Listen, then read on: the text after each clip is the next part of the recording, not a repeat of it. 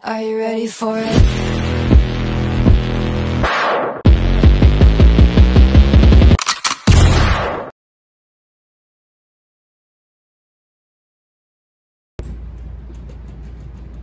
Aisyah, kerja Prof Awang sudah siap? Yang mana satu ni? Yang dasar pembangunan luar bandar tu? Baru bisa kembali. Boleh tak you makan dia? Kejap lagi dah. Siap. Kau tahu pasal apa ni? Itu. Ni, baru je. Ha? Macam pasal kerja program itu. Pasal dasar pembangunan luar bandar. Oh. Kemarin kan kita dah belajar pasal dasar pembangunan luar bandar ni. Dekat dalam kelas tu. So dasar pembangunan luar bandar ni dia macam penerus wawasan 2020. Tetapi dasar pembangunan luar bandar ni dia hanya memfokuskan kepada pembangunan di luar bandar sahaja. Jadinya dasar pembangunan luar bandar ni ada dalam rancangan Malaysia ke-12 dan rancangan Malaysia ke-13. Betul. Oh, tu yang perlu belajar lah daripada betul Kelas Prof Dan objektif dasar pembangunan luar bandar atau kita sebut DPLB ni untuk memastikan kehidupan masyarakat di luar bandar ini sejahtera, berdaya saing dan juga berinformasi. Berkenaan visi DPLB tu tak? Visi dengan misi DPLB ni dia ingin memastikan pembangunan luar bandar ini seimbang dengan pembangunan di bandar. Dan lebih lagi sekarang kan ada pendigitalan. Jadinya dia tak nak jurang ekonomi dengan jurang digital tu terlalu jauh. Korang ada study tak pasal teras yang ada dalam DPLB? Teras. Teras. Okay. Rasanya ada 10 teras kan dalam DPLB. 10 teras kan. Cuba korang bagi tahu apa teras yang korang kita dah bincang. Teras. Okey, dalam DPLB ni dia ada 10 teras. Dan teras yang pertama tu dia berkaitan dengan pembangunan ekonomi luar bandar dengan membawa macam moto ekonomi berdaya saing dan mampan. Dan dalam teras ni dia ada beberapa dasar tau. Antaranya adalah mempelopori aktiviti ekonomi yang terdapat di luar bandar. So, macam kita tahu DPLB ni fokus mereka adalah luar bandar itu sendiri. Lepas tu ada penghasilan produk yang berkualiti dan dasar yang terakhir adalah peningkatan kesejahteraan masyarakat luar bandar. Dan setiap dasar ni dia dipacu oleh beberapa strategi. Betul lah, Pak? Betul. Sebabnya salah satu strategi yang ada dalam teras ekonomi ni kalau korang nak tahu ialah merancangkan aktiviti perniagaan perusahaan kecil dan sederhana. Jadinya nasib-nasib PKS ni tidak terpinggir. Jadinya ia diletakkan dalam strategi untuk teras ekonomi. Betul. Dan korang nak tahu tak pasal teras yang seterusnya, iaitu teras pasal tentang wanita.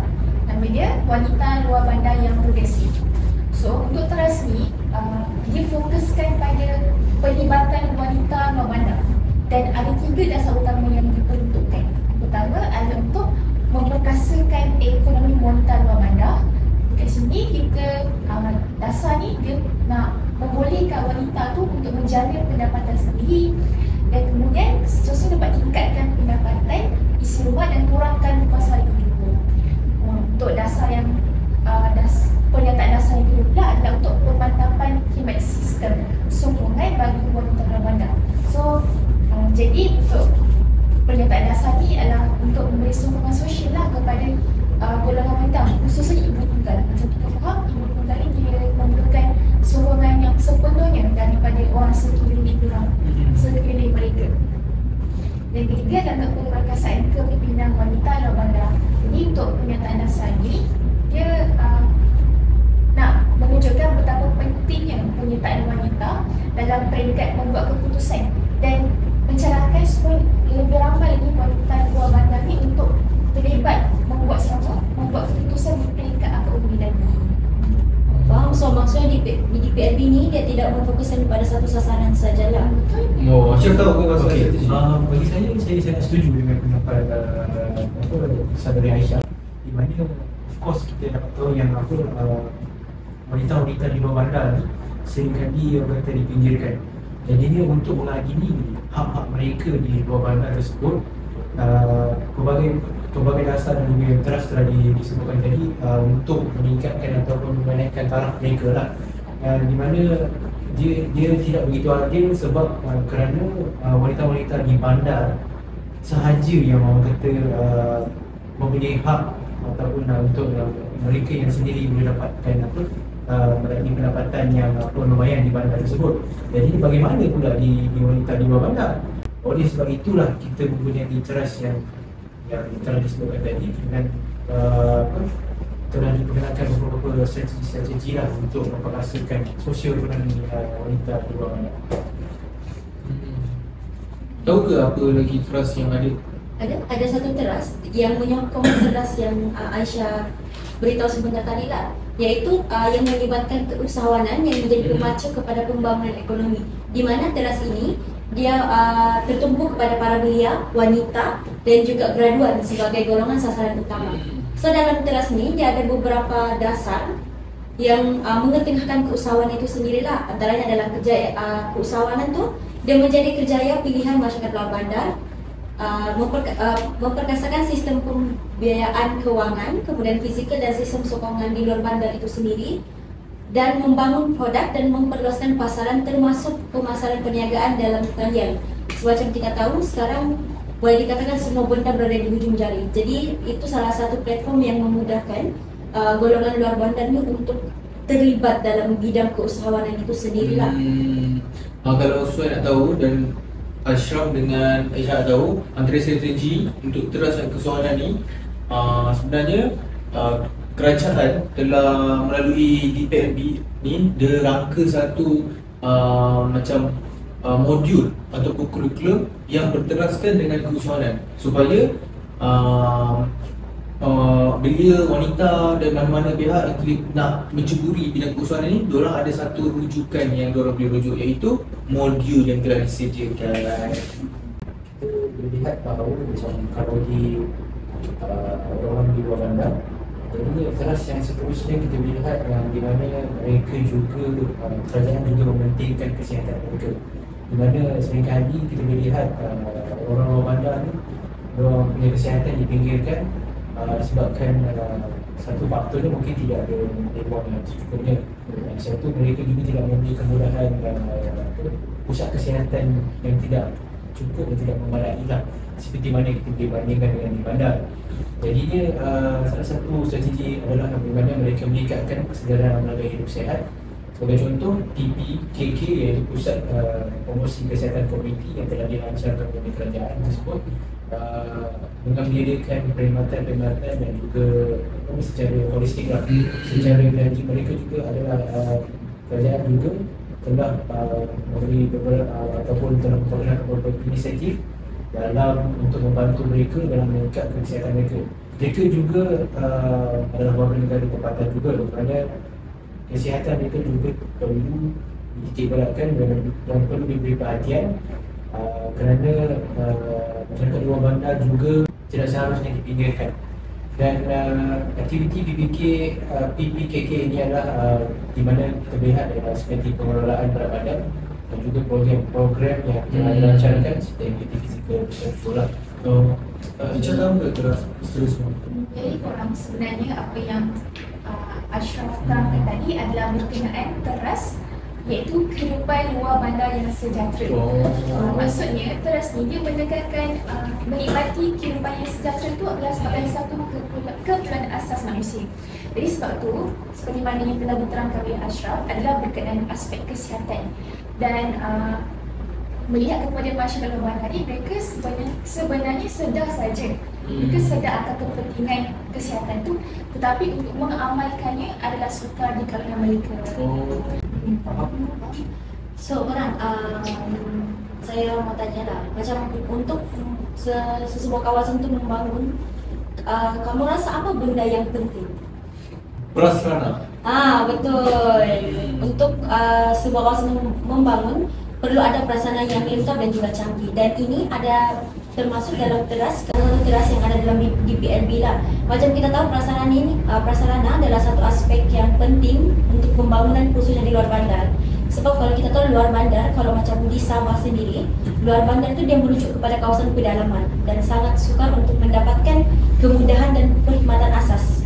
Contohnya macam internet, pengangkutan awam. Jadi di PLB ni diorang menjalankan mencari inisiatif dengan memperkenalkan teras prasarana yang lengkap dan canggih dengan memperkenalkan tiga dasar yang utama, iaitu liputan prasarana luar bandar yang lengkap, akses telekomunikasi dan jalur lebar dengan kadar berpatutan di luar bandar. Sebab seperti kita tahu, kalau macam di kawasan bandar di Kuala Lumpur sendiri, internet tu dia macam agak mahal lah. So untuk bawa ke kawasan luar bandar, dia perlu berada di kadar yang berpatutan untuk masyarakat di situ boleh menggunakan lah begitu. Dan yang ketiga adalah akses pengangkutan awam luar bandar yang efisien dan mampan. Sebab kalau kawasan pedalaman ni, dia sangat, bila berkaitan dengan pengangkutan, sangat-sangat sukar untuk masyarakat adalah. So kerajaan mencari inisiatif dan menjalankan beberapa langkah lah untuk memastikan kawasan-kawasan luar bandar ni ada pengangkutan awam yang efisien dan boleh digunakan begitu. Itu untuk teras prasarana lah. Faham? Macam tahu ke teras atau siapa tahu ke teras yang seterusnya? Jadi mengkait antara teras yang telah disebutkan oleh Ismail tadi, iaitu berkenaan prasarana, mesti memerlukan suatu sistem pengurusan yang baik, kan? Jadi untuk teras seterusnya adalah berkenaan sistem penyampaian dan takbir urus. Jadi untuk teras ni, ia menekankan tentang takbir urus yang sistematik dan efisien kerana ia merupakan satu prasyarat untuk kelicinan sistem penyampaian dan pengurusan pembangunan luar bandar. Jadi untuk teras ni terdapat 3 pernyataan dasar utama. Yang pertama adalah integrasi dan penyelesaian pelaksanaan dasar-dasar pembangunan luar bandar. Untuk pernyataan dasar kedua adalah takbir urus luar bandar yang cekap, berkesan dan berintegriti. Dasar ketiga pula adalah berkenaan kepimpinan luar bandar yang berwibawa.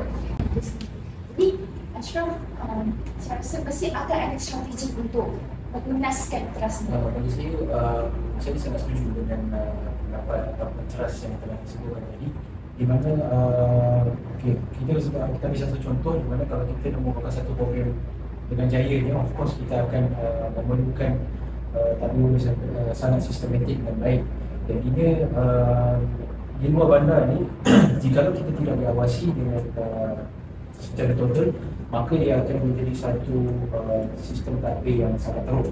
Jadi kita boleh lihat sebarang ataupun sebarang inisiatif ataupun usaha yang telah dilakukan adalah perlu mengambil berat, seperti mana setiap takbir urus yang telah dilaksanakan perlu diawasi dengan sepenuhnya dan bukan hanya setakat ibarat hangat-hangat tahi ayam. Jadinya tindakan pembangunan luar bandar juga dalam bentuk perangka dan memantau seperti yang tadi dikatakan dalam deras pembangunan luar bandar. Jadi kita boleh dapat tahu orang luar bandar mereka tiada daya yang kuat. Jadi mereka memerlukan sokongan penuh daripada pihak kerajaan dalam mengurus takbir sistem luar bandar tersebut. Betul tak Ashraf? Dan untuk takbir urus yang baik tu, dia bermula dari model insan yang berkualiti. Di mana di PLB ni dia memperkenalkan teras mengenai model insan yang berkualiti itulah. So macam kita tahu, mana-mana model insan berkualiti ni dia merupakan satu pelaburan yang sangat besar bagi sesebuah negara. Sebab seperti kita tahu, anak-anak muda lah contohnya, golongan belia ni merupakan tunjang kepada pemerintahan negara di masa yang akan datang. Jadi pembangunan model insan ni satu pelaburan yang penting dalam pembangunan negara dengan memantapkan sistem pendidikan, memperkukuh pembangunan ekonomi dan fizikal untuk mencapai misi pembangunan yang sejahtera itu. Dan dalam teras ni ada beberapa dasar yang diperkenalkan lah, antaranya adalah pembangunan model insan luar bandar yang komprehensif, penambahbaikan infrastruktur dan profesionalisme guru di Maktab Rendah Sains Mara MRSM. MRSM ni bagi saya sendiri dia merupakan satu sekolah ataupun macam tempat untuk menuntut ilmu yang sangat-sangat bagus. Sebab dia melahirkan satu produk yang sangat-sangat berkualiti. Dan dasar yang seterusnya adalah pembangunan kapasiti yang inklusif, fleksibel dan berorientasikan keperluan setempat. So maksudnya dalam sebuah kawasan pun, kalau luar bandar, dia kena lihat kepada budaya kawasan, budaya masyarakat di situ. So apa-apa yang macam pembangunan yang ingin dilakukan, dia kena melihat kepada keperluan dan kesesuaian di tempat itu sendirilah. Dan perluasan model pendidikan awal kanak-kanak yang terkini pun perlu diperluaskan. Dan hal ini akan membuat perubahan minda masyarakat luar bandar. Kita sebagai orang yang mempunyai pengetahuan perlu macam mencari satu inisiatif untuk kita memastikan rakan-rakan kita terutamanya lah yang berada di kawasan luar bandar ni dapat memperolehi satu macam pengetahuan yang mempunyai asas yang kukuh. Dan inilah yang ingin inilah yang ingin dibentuk oleh DPLB itu sendiri, iaitu model insan yang berkualiti. Antara strategi yang telah disebut untuk teras modal insan ni adalah dengan cara memperbanyakkan lagi program-program yang mampu melahirkan modal insan betul. Contohnya program jati diri, program-program yang melibatkan usahawanan juga, ini termasuk modal insan, dan nak lahirkan modal insan yang berkualiti. Lepas tu program-program yang melibatkan usahawanan dan sebagainya. Itu adalah strategi di dalam memperkasa modal insan. Saya bersetuju dengan Mak sebab modal insan ni tak akan berjaya kalau terus dan seterusnya tidak dipertimbangkan, tidak berjayakan, iaitu berkenaan biodiversity dan alam sekitar. Jadi untuk teras ni memfokuskan kepada pemeliharaan dan pemeliharaan biodiversity serta kelestarian alam sekitar luar bandar. Jadi pernyataan dasar untuk terasa kesemua ini, yang pertama adalah berkenaan pengurusan biodiversity dan alam sekitar luar bandar yang berpandukan konsep penggunaan dan pengeluaran yang mampan. Jadi kat sini kita kena faham semakin meningkat populasi manusia, semakin tinggi penggunaan sumber alam. Jadi di sinilah terletaknya tanggungjawab kerajaan untuk mewujudkan satu kaedah pengurusan yang inovatif yang diperlukan supaya kadar bahan buangan mampu ditulis dengan cekap menerusi proses semula jadi. Untuk pernyataan dasar seterusnya adalah berkenaan persekitaran yang bersih, selamat dan mampan untuk generasi hari ini dan yang akan datang. Untuk pernyataan dasar yang terakhir bagi teras ini adalah perlindungan kawasan habitat hidupan liar dan kawasan biodiversiti di kawasan Malaysia. Jadi kat sini kerajaan akan mewujudkanlah kawasan perlindungan hidupan liar supaya untuk pastikan kelangsungan kawasan sensitif alam sekitar, iaitu KSAS, sebagai tapak warisan ekologi itu terus terpelihara dan untuk pastikan fungsi kawasan untuk sokongan hidup bagi masyarakat luar bandar berkenaan pengeluaran sumber makanan, ikan, pertanian, tumbuhan herbal dan juga keseimbangan ekosistem kepada masyarakat luar bandar itu terus berkekalan. Jadi korang tahu tak contoh kawasan perlindungan habitat yang paling dekat Malaysia? Tak tahu. Contohnya macam Rizal, Taman Negara, Taman Negeri, tanah di bawah perundangan negeri dan sebagainya. Jadi Aisyah, mesti akan ada strategi kan untuk menjayakan infrastruktur. Dan of course salah satu strategi yang telah disebutkan ataupun yang kita boleh jadikan sebagai highlight adalah tentu menggalakkan orang luar bandar untuk mengamalkan pertanian hijau.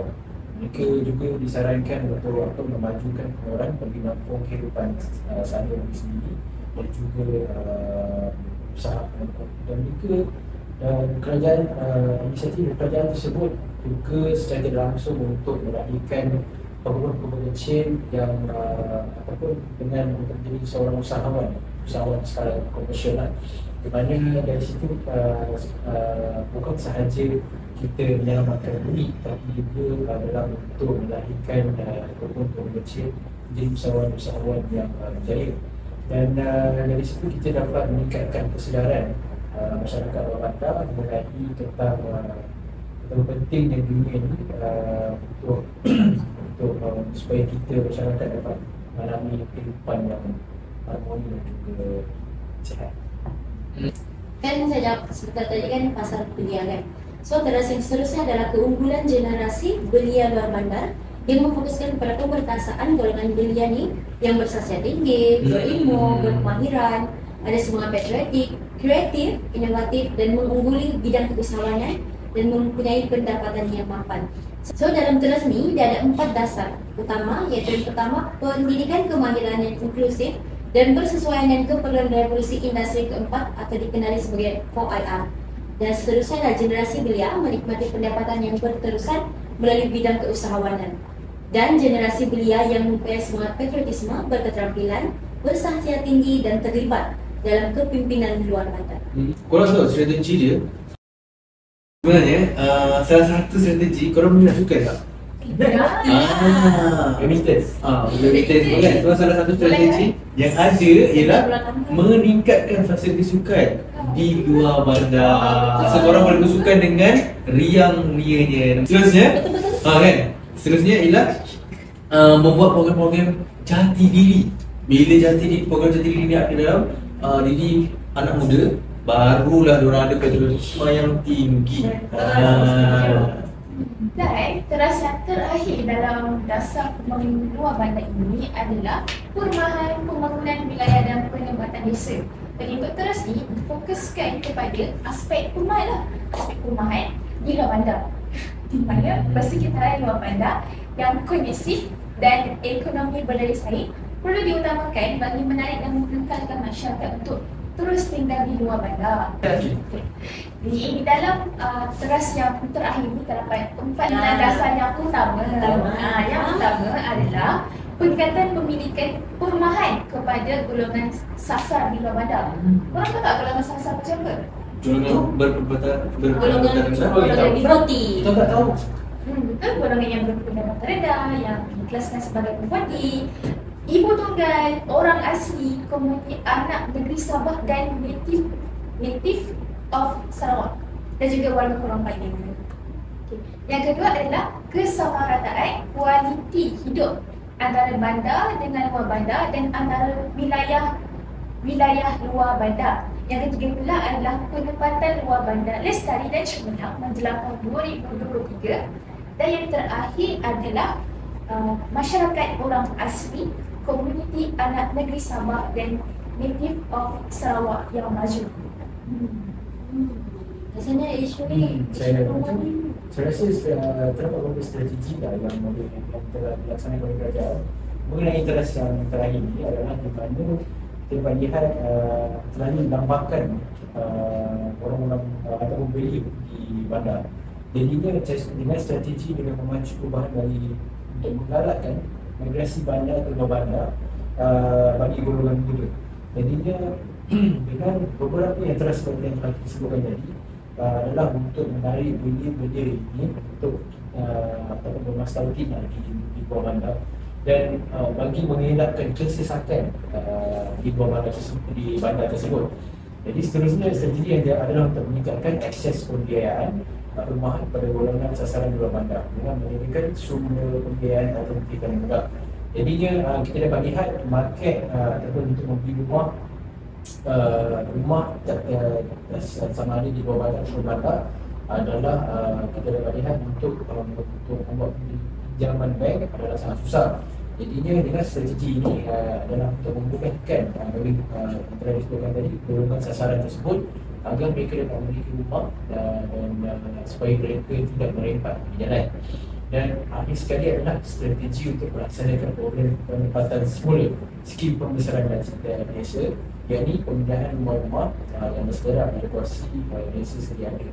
Jadinya kerajaan telah menyediakan ataupun satu plan di mana strategi ini adalah untuk kita menempatkan rumah-rumah ini secara sistematik, secara tersusun agar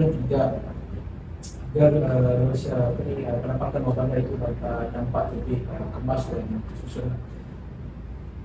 Okey, jadinya saya rasa begitu saya ataupun demikianlah kita dapat perkongsian antara kelas-kelas dan juga strategi yang telah kita bincangkan. Jadinya kesimpulan bagi bincang kita pada hari ini dan di mana kita setelah kita dapat lihat kerajaan telah membangunkan penduduk bandar yang besar sekali. Jadinya untuk mengambil penduduk luar bandar kita secara ataupun semua pihak perlu bergabung baru dalam menaikkan taraf semua masyarakat ataupun Betul, sebab tu perlunya ada satu dasar yang kompleks dan holistik supaya kesaksamaan dari sudut ekonomi, jurang digital dan sebagainya sosial kita dapat kasih lebih dekat, lebih erat dengan penduduk di Kurangkan bandar. jurang. Betul? Sebab sebuah negara membangun tu dia melihat kepada masyarakat itu sendiri. Kita tidak mahu masyarakat bandar saja yang maju dan masyarakat luar bandar ketinggalan. Wah. Bang, jam 5 sudah nih. Jom, Mamai okey. makan. Okey, jom.